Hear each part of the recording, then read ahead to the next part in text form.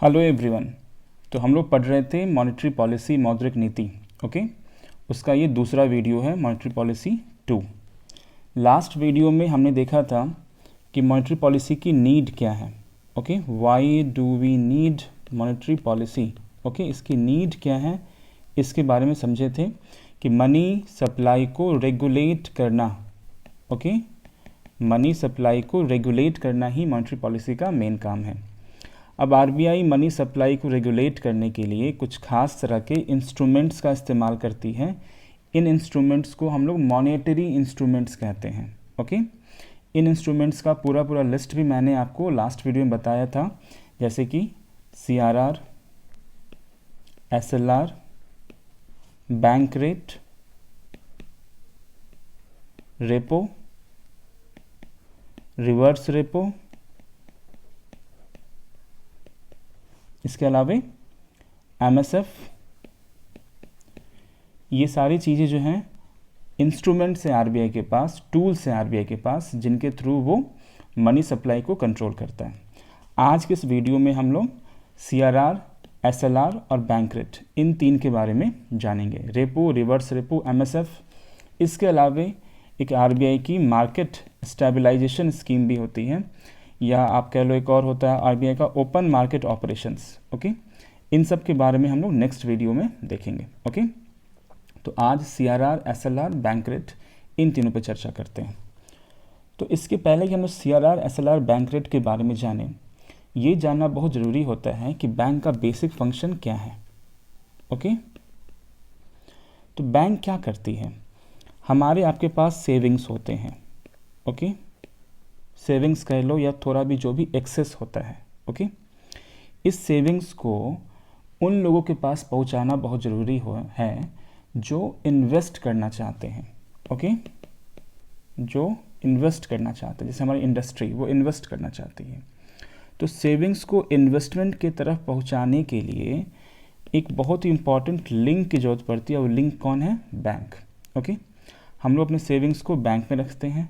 Bank इसे loan के रूप में इंडस्ट्रियलिस्ट को, एंटरप्रेन्योर्स को, या जिन किसी को भी इन्वेस्ट करना होता है कहीं, जिन्हें या लोन की ज़रूरत होती है, इन्वेस्ट करना हो, चाहे कुछ परचेज करना हो। ओके, तो इस सेविंग को चैनलाइज करना, ओके, ये बैंक का मेन काम है, बेसिक फंक्शन है। तो बैंक के पास कुछ खास तरह के अकाउंट्स हम लोग खोलते हैं। ओके, जैसे कि करंट अकाउंट खोलते हैं बैंक में हम लोग। ओके, सेविंग अकाउंट्स खोलते हैं बैंक में हम लोग। तो ये अकाउंट्स खोल के हम वहाँ पे डिपॉजिट करते हैं। ओके, तो ये डिपॉजिट होता है जो बैंक्स में हम लोग करते हैं अपने पैसे को, अपने सेविंग्स को, या जो भी हमारे पास एक्सेस एक्स्ट्रा होता है। ओके, इन डिपॉजिट्स को दो तरह के डिपॉजिट्स में बांटा जाता है। एक होता है हमारा क्या? Demand deposit. ओके, दूसरा होता है हमारा time deposit. What is this demand deposit? Demand deposit है क्या? ओके, डिमांड डिपॉजिट वैसे डिपॉजिट हैं जो जिसने डिपॉजिट किया है कभी भी वो डिमांड कर सकता है और बैंक को उसे वापस देना होता है। कभी भी, एनी टाइम वो डिमांड कर सकता है। टाइम डिपॉजिट कुछ खास पीरियड ऑफ टाइम के लिए बैंक में रखे जाते हैं और उस टाइम पीरियड के ख़त्म होने के बाद ही जो है वो डिमांड किया जाता है। ओके, तो कुछ खास टाइम के बाद वो डिमांड किया जाता है। उस खास टाइम के पहले अगर डिमांड किया जाए तो फिर सबको मालूम है कि उसमें इंटरेस्ट काफ़ी कम मिलता है या कई बार लॉस भी सहना होता है। जैसे कि एग्जांपल लेते हैं हम लोग कि डिमांड डिपॉजिट्स में क्या क्या आते हैं। जैसे कि सेविंग अकाउंट में हमने पैसा रखा, ये पैसा हम कभी भी चाहें तो बैंक से वापस निकाल सकते हैं। ओके, तो ये हुआ हमारा क्या हुआ? Demand deposit. कभी भी डिमांड कर सकते हैं बैंक को कि हमें ये पैसा चाहिए। ओके, आपके पास एटीएम होता है आपके सेविंग अकाउंट का, आप जाते हो, जो भी पैसा आपने रखा है सेविंग अकाउंट में कभी भी एटीएम के थ्रू निकाल सकते हो। तो ये क्या हुआ? आपका डिमांड डिपॉजिट हुआ। ओके, वैसे ही आपने करंट अकाउंट खोल रखे हैं, वो भी क्या हुआ? वो डिमांड डिपॉजिट हुआ। इन सब के अलावे कुछ खास तरह के letter of credit, okay, bank guarantees, okay, ये सब भी डिमांड डिपॉजिट होते हैं। लेकिन letter of credit, bank guarantee क्या होता है इसे मैं कभी अलग से समझाऊंगा। ओके, इन सब के अलावा जो डिमांड ड्राफ्ट होता है, जिसमें डीडी कहते हैं। ओके, कहीं भी किसी सरकारी विभाग में कुछ पेमेंट करना होता है तो आप लोगों ने पहले देखा होगा कि पहले वो लोग डिमांड ड्राफ्ट का मांग करते थे कि डिमांड ड्राफ्ट डीडी बना के ले आओ। ओके, तो डीडी के बारे में भी आप इंटरनेट वगैरह पे सर्च कर सकते हो। ये एक तरह से कुछ नेगोशिएबल इंस्ट्रूमेंट्स होते हैं, DD, cheque, okay, promissory notes, इन सब के बारे में अलग से, ओके, बिल ऑफ एक्सचेंज, इन सब के बारे में अलग से पढ़ना होगा, इन सब के बारे में अलग से पढ़ेंगे ही, ओके। चलो, तो ये सारे उदाहरण हैं किसके, डिमांड डिपॉजिट के। अब हम लोग देखते हैं कि टाइम डिपॉजिट्स के उदाहरण क्या हैं। तो सबसे इम्पॉर्टेंट, सबसे फेमस जो उदाहरण है टाइम डिपॉजिट का वो है fixed deposit, okay, FD. FD हम लोग जनरली जो है 2 महीने, 4 महीने, 6 महीने, साल भर, 5 साल, इन सब लंबे लंबे पीरियड के लिए करते हैं, ओके। 1 महीने का भी एफडी हो सकता है। तो इसका अर्थ क्या हुआ कि वो पीरियड ख़त्म होने के बाद ही हम एफडी का डिमांड करते हैं। अगर वो पीरियड ख़त्म हो चुका है तो वो फिर एक तरह से वो एफडी नहीं, वो डिमांड डिपॉजिट ही हो जाता है। पीरियड ख़त्म हो चुका उसके बाद अगर आप डिमांड करते हो, डिमांड डिपॉजिट कभी भी डिमांड कर सकते हो उसको, ओके। लेकिन उस पीरियड तक वो क्या है, टाइम डिपॉजिट है, ओके। अगर आपने 1 साल का एफडी करा रखा है तो 1 साल तक अगर आपने बैंक में 1 लाख रुपए डाला है एफडी में, तो वो बैंक के पास जो 1 साल तक वो जो 1 लाख रुपए है वो टाइम डिपॉजिट की तरह रहेगा। 1 साल पूरा होते ही वो डिमांड डिपॉजिट की तरह हो जाएगा, जो आप कभी भी फिर वापस ले सकते हो, ओके। लेकिन 1 साल तक वो 1 लाख रुपए बैंक के पास टाइम डिपॉजिट की तरह है, ओके। वैसे ही आरडी, रिकरिंग डिपॉजिट्स, ये भी क्या है, तो टाइम डिपॉजिट है, ओके। ऐसे ही कैश सर्टिफिकेट्स भी होते हैं, तो कैश सर्टिफिकेट्स भी टाइम डिपॉजिट ही हैं। उसके बारे में भी हम लोग बाद में देखेंगे क्या होता है कैश सर्टिफिकेट। कुछ चीज़ें गूगल पे सर्च करो, देखो आपको आराम से मिल जाएगी क्या होती है कैश सर्टिफिकेट वगैरह, ओके। तो बैंक्स के पास क्या है कि 2 तरह की डिपॉजिट्स हम लोग वहाँ पर बैंक में रखते हैं, डिमांड और टाइम डिपॉजिट्स। अब समझते हैं कि जो डिपॉजिट्स होते हैं बैंक के पास, ओके, वो बैंक के लिए क्या है, तो लायबिलिटी है। वो बैंक के लिए क्या है, लायबिलिटी है। बैंक जब इन डिपॉजिट्स को लोन देती है आगे, ओके, तो वो जो लोन है वो क्या है, बैंक के लिए एसेट है। लायबिलिटी का अर्थ क्या हुआ, जिसको आपको वापस करना है। जिसको वापस करना है वो लायबिलिटी हुआ। तो ये जो डिमांड डिपॉजिट्स है, टाइम डिपॉजिट्स हैं, वो तो कभी ना कभी वापस करना है, तो दीज आर लायबिलिटी। एसेट्स क्या हुआ, इसको साधारण बात समझो कि जिससे कुछ इनकम आए वो एसेट हुआ, ओके। जिससे कुछ इनकम आए वो एसेट हुआ, या जिससे इनकम आ सकता है वो भी एसेट हुआ। तो जो लोन देती है बैंक्स, इन बैंक से, इस लोन से बैंक को क्या मिलता है, इंटरेस्ट मिलता है। तो interest is the income for banks, okay. So loans are asset for the banks, so these deposits are liability for the banks, okay. So this must be very much clear. The deposits are liability of the banks, loans are asset of the bank, okay. So deposits are liability of the bank. It means bank have 2 kinds of liabilities, demand liabilities and time liabilities, okay. So इन दोनों को अगर आप जोड़ दोगे, इनका जो सम होगा वो बैंक का डिमांड एंड टाइम लायबिलिटी होगा, ओके। ये बैंक का डिमांड एंड टाइम लायबिलिटी होगा। ऐसे बैंक के डिमांड एंड टाइम लायबिलिटी में केवल यही 2 अकाउंट्स के ही डिपॉजिट्स नहीं आते हैं, और भी चीज़ें कुछ कुछ आती हैं, जैसे कि इंटरेस्ट जो बैंक देती है वो भी जो है कहीं ना कहीं क्या है, बैंक की लायबिलिटी ही है, क्योंकि उसको देना है वो। तो बैंक को जो कुछ भी देना है वो सब बैंक की लायबिलिटी हुई। लेकिन बैंक की मेन 2 लायबिलिटी क्या हुई, डिमांड लायबिलिटी और टाइम लायबिलिटी, और इन दोनों पे मिलने वाला इंटरेस्ट, ये बैंक की मेन लायबिलिटीज़ हैं, ओके। तो अब हमें समझना था यहाँ पे कि NDTL क्या है, okay, net demand and time liability क्या है। तो हमने देखा कि net demand and time liability में बैंक्स का जो डिमांड लायबिलिटी है वो आ गया, टाइम लायबिलिटी है वो आ गया। लेकिन कई बार क्या होता है कि बैंक्स अपने कुछ पैसे को दूसरे बैंक्स में भी रखती हैं, ओके। तो वो जो बैंक ने अपने कुछ डिपॉजिट को दूसरे बैंक में डिपॉजिट रख दिया, तो वो डिपॉजिट अब इस बैंक की जिम्मेदारी नहीं है। बैंक ए ने बैंक बी के पास कुछ पैसे रख दिए, तो वो पैसे अब लायबिलिटी किसकी हो गई, बैंक बी की, न कि ए की।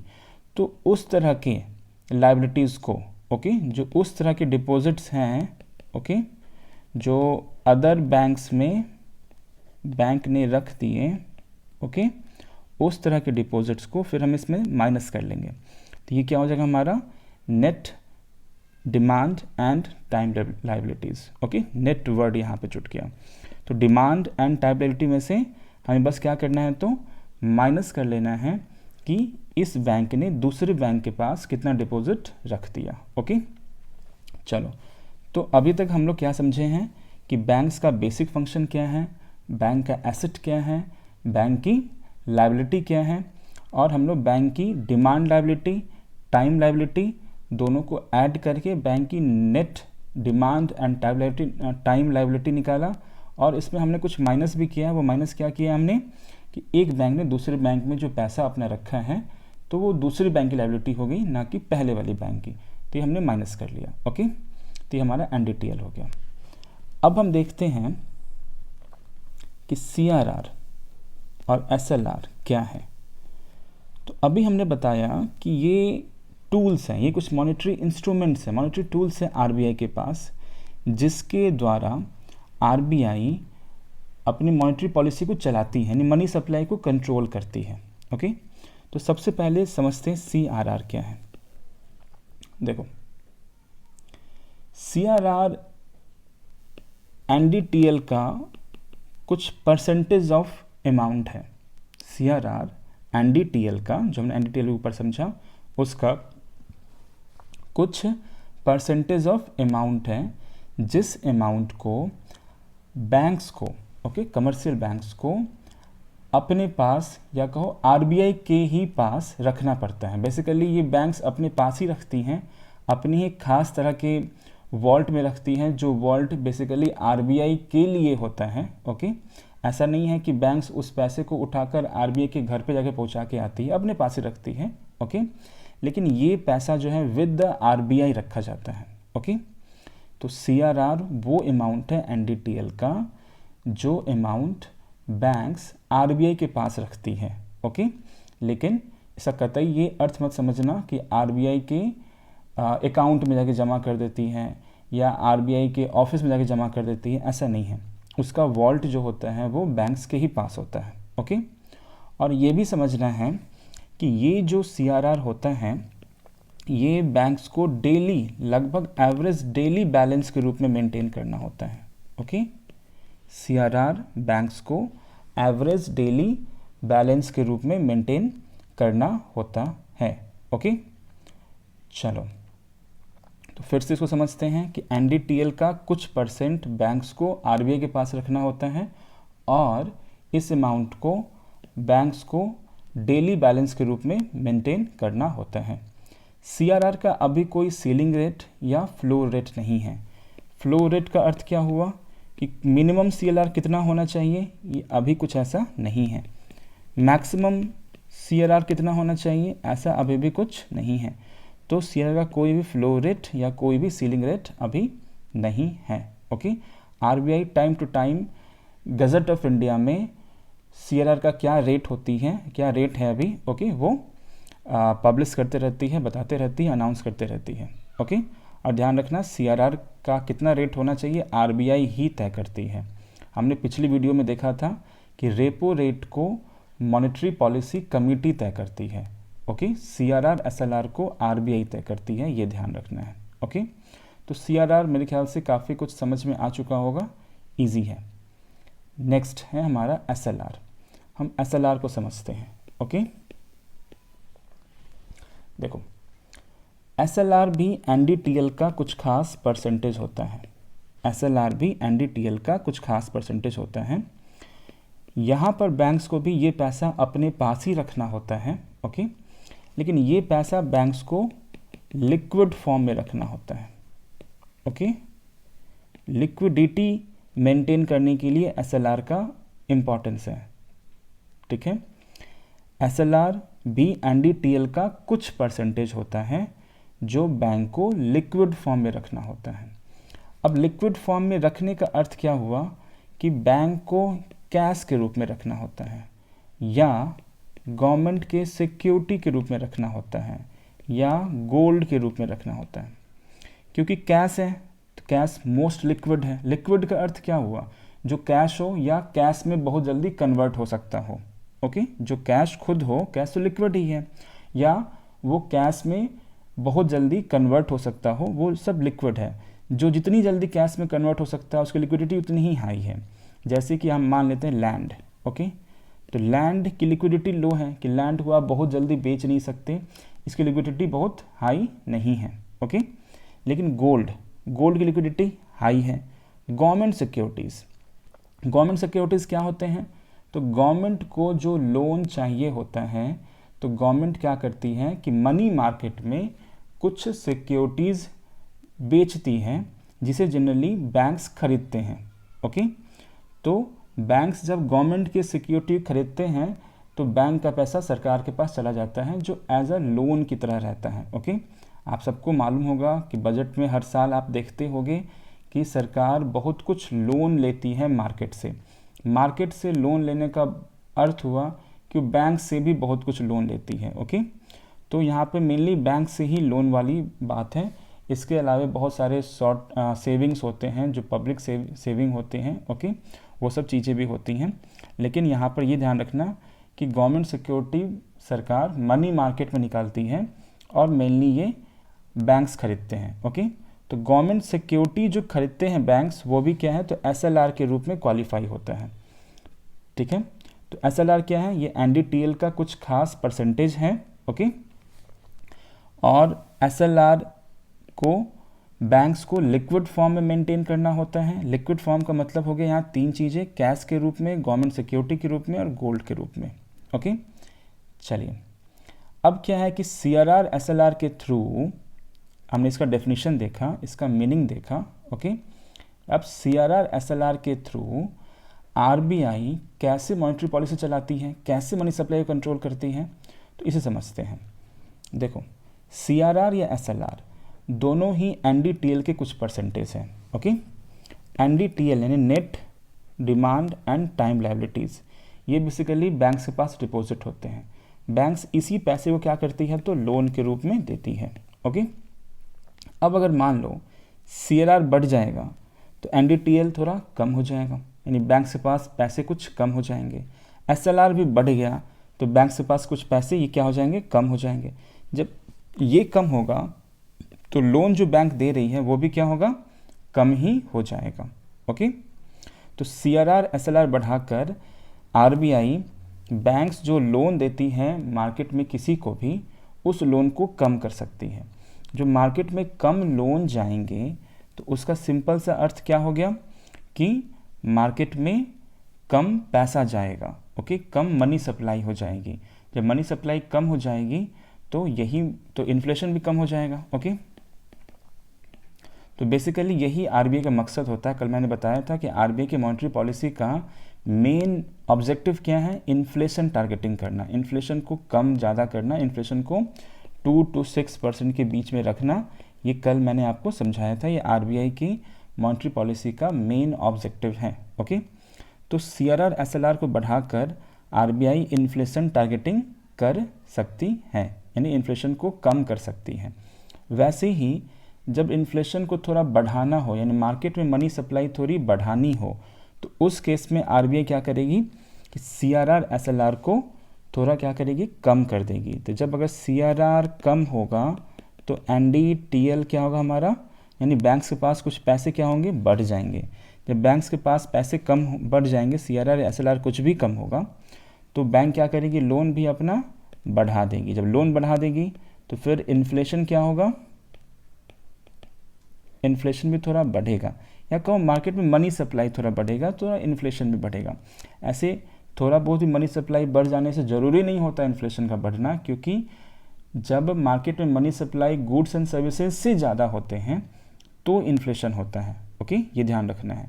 गुड्स एंड सर्विसेज से ज़्यादा होते हैं तो इन्फ्लेशन होता है। Money supply goods and services के साथ साथ बढ़ रही है तो इन्फ्लेशन ज़रूरी नहीं है कि वहाँ हो ही, लेकिन एटलीस्ट इतना तो ज़रूर होगा कि लोन अगर ये बढ़ जाता है, ओके, ज़्यादा लोनिंग अगर बैंक्स करती हैं प्राइवेट सेक्टर को या अदर सेक्टर्स को, तो मनी सप्लाई तो बढ़ेगा ही बढ़ेगा, ये तय है, ओके।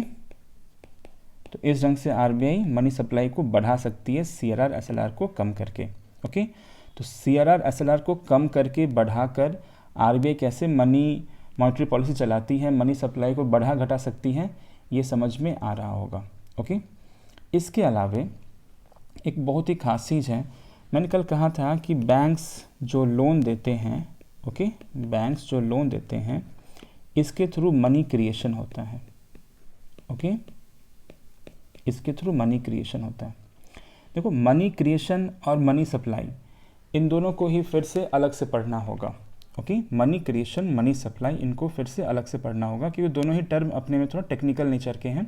मनी सप्लाई को भी मेज़र करने के अलग अलग तरीके होते हैं, अलग अलग वैल्यूज़ होते हैं। आपको मालूम होगा M0, M1, M2, M3, M4, okay. तो इन सबको भी हम देखेंगे, ओके। तो मनी क्रिएशन और मनी सप्लाई को एक साथ मैं कभी समझा दूंगा, ओके। तो हम लोग यहाँ देख रहे थे कि जो बैंक्स लोन के थ्रू मनी क्रिएशन करती हैं, इस मनी क्रिएशन को भी कंट्रोल कर सकती है आरबीआई CRR SLR के थ्रू, ओके।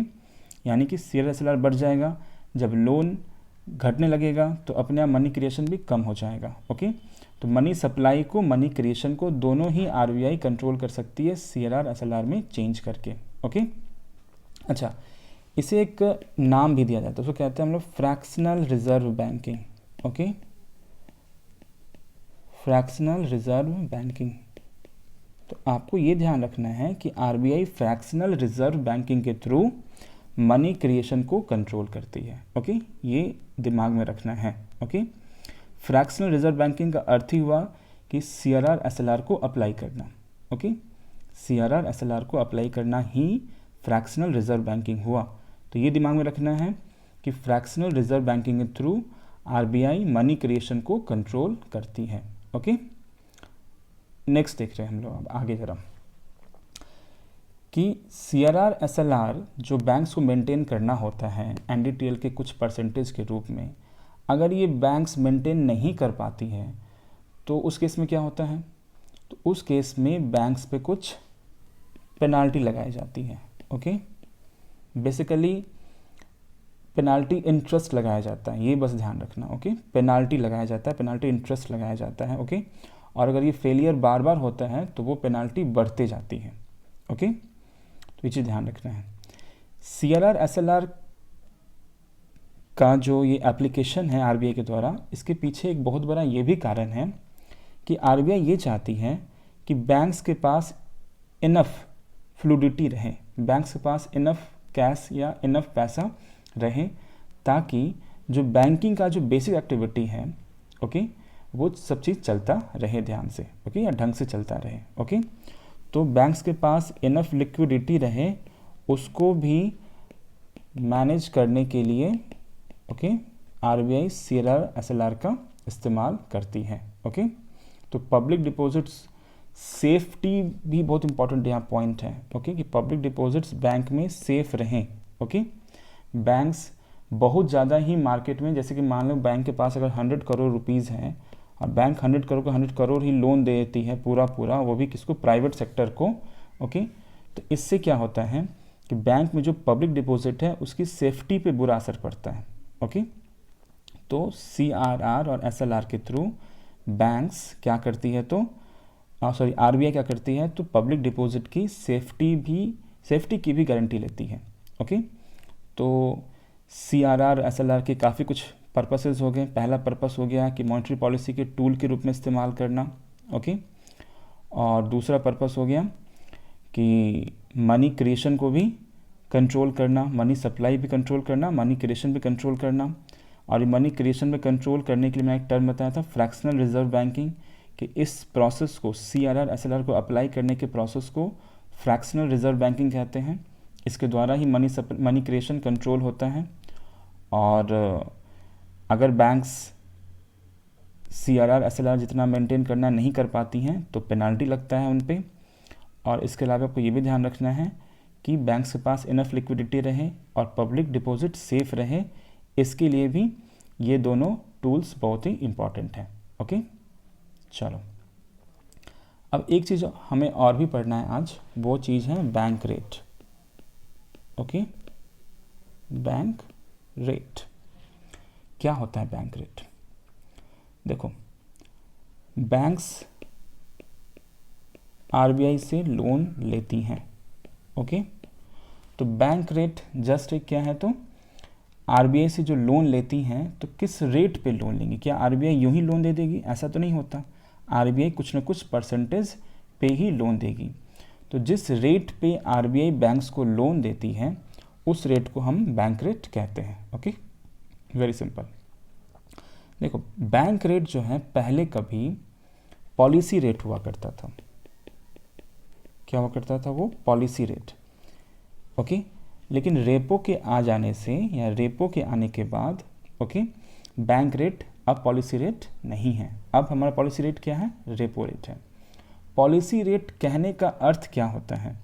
पॉलिसी रेट कहने का अर्थ ये हुआ कि आरबीआई किस रेट में चेंज करके अपने पॉलिसी के बारे में इकॉनमी को बता रही है, इकॉनमी को समझा रही है कि हम मनी सप्लाई बढ़ाना चाह रहे हैं, एक्सपांशनरी पॉलिसी अपनाना चाह रहे हैं, या मनी सप्लाई घटाना चाह रहे हैं और कॉन्ट्रैक्शनरी पॉलिसी अपनाना चाह रहे हैं। तो आरबीआई का क्या पॉलिसी ओरिएंटेशन है? ओके, आरबीआई क्या चाहती है कि एक्सपांशनरी मॉनेटरी पॉलिसी अपनाना या कॉन्ट्रैक्शनरी। ओके, एक्सपांशनरी मतलब क्या हुआ? मनी सप्लाई को बढ़ाना, और कॉन्ट्रैक्शनरी क्या हुआ? मनी सप्लाई को घटाना।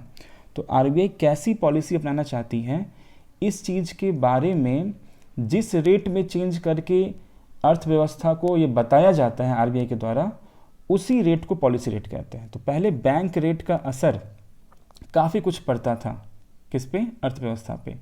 तो अब बैंक रेट के थ्रू आरबीआई अपनी पॉलिसी को सबको बताती नहीं है। ओके, यानी बैंक रेट अब पॉलिसी रेट नहीं रहा, अब रेपो के थ्रू, यानी रेपो में चेंज होता है तो उससे सब लोग अंदाज लगाते हैं कि आरबीआई एक्सपांशनरी पॉलिसी अपना रही है या कॉन्ट्रैक्शनरी पॉलिसी अपना रही है।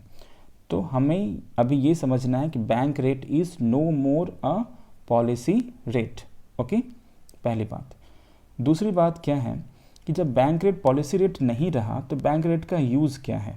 ओके, बैंक रेट का यूज़ क्या है? तो जैसे मैंने बताया कि बैंक रेट के बेस पे आरबीआई बैंक्स को लोन देती है, लेकिन आजकल क्या है कि रेपो जो है, रेपो में एक नया तरह का आ चुका है, टर्म रेपो। तो टर्म रेपो के आ जाने से बैंक रेट का जो ये काम था कि आरबीआई बैंक्स को लोन देगी बैंक रेट पे, ये भी लगभग अब शायद उतना ज़्यादा प्रैक्टिस में नहीं रहा। ओके, तो बैंक रेट का इम्पोर्टेंस बहुत कम हो चुका है, लेकिन अभी भी बैंक रेट जो है डिस्काउंट रेट की तरह काम करती है। अभी भी जो है बैंक रेट डिस्काउंट रेट की तरह काम करती है। क्या है ये डिस्काउंट रेट? तो डिस्काउंट रेट को समझने के लिए थोड़ा बहुत हमें समझना पड़ेगा कि बिल ऑफ एक्सचेंज क्या होता है या अदर कमर्शियल पेपर्स क्या होते हैं। इसे सिंपली ये समझो कि मान लो कि एक बैंक है। ओके, उस बैंक में किसी कॉरपोरेट हाउस ने या किसी इंडिविजुअल ने ओके उस बैंक में अपना बिल ऑफ एक्सचेंज जमा कर रखा है। ओके, किसी बैंक में उसने अपना बिल ऑफ एक्सचेंज उस बैंक को दे रखा है। उस बिल ऑफ एक्सचेंज पे कुछ अमाउंट होता है। देखो, बिल ऑफ एक्सचेंज एग्जैक्टली क्या होता है मैं अलग से समझाऊंगा, क्योंकि यहाँ अगर समझाने लगे तो काफ़ी लंबा समय आ जाएगा। ओके, तो बिल ऑफ एक्सचेंज में कुछ खास तरह का अमाउंट लिखा होता है। ओके, वो अमाउंट एक खास पीरियड के बाद पेएबल होता है। ओके, इस बिल ऑफ एक्सचेंज में एक अमाउंट मेंशन होता है, ये अमाउंट एक पीरियड के बाद पेएबल होता है। ओके, अब बैंक को बिल ऑफ एक्सचेंज का जो अमाउंट है जो कुछ पीरियड के बाद पे होना है और बैंक को ज़रूरत अभी है पैसे की, तो बैंक क्या करेगी? तो बैंक ये बिल ऑफ एक्सचेंज लेकर जाएगी आरबीआई के पास।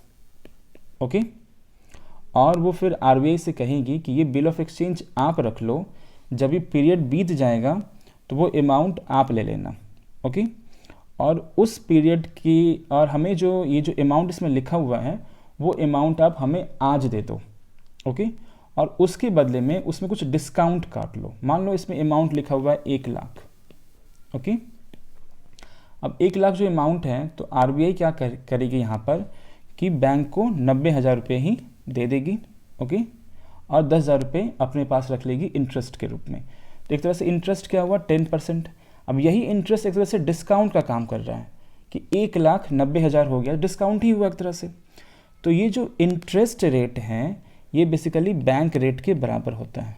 ओके, और ये बैंक रेट एक तरह से डिस्काउंट रेट का काम कर रहा है कि देखो 1,90,000 रुपये हो गए। ओके, ये 1,00,000 हमारा 90,000 रुपये हो गया।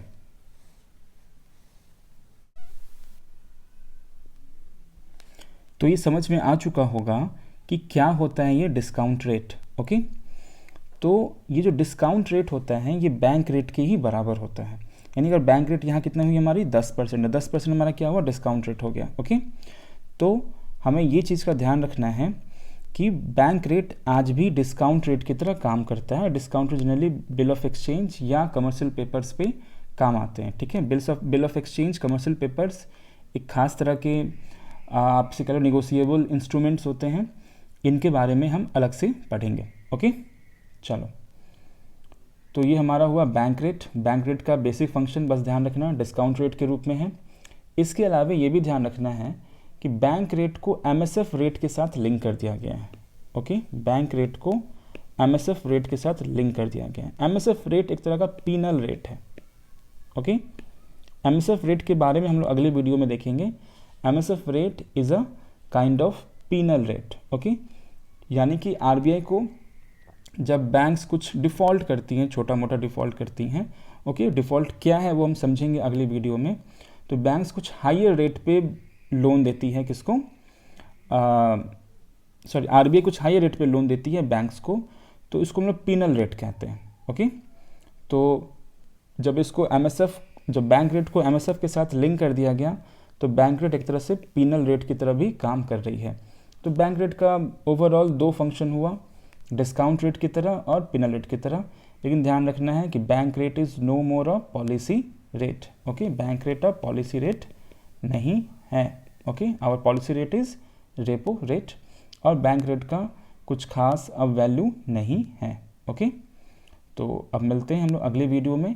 अगले वीडियो में हम लोग देखेंगे कि रेपो रेट क्या होता है, रिवर्स रेपो रेट क्या होता है, एमएसएफ रेट क्या होता है, मार्केट स्टेबलाइजेशन स्कीम क्या है आरबीआई की, इन सब पे चर्चा करेंगे। ओके, तो मिलते हैं, बाय।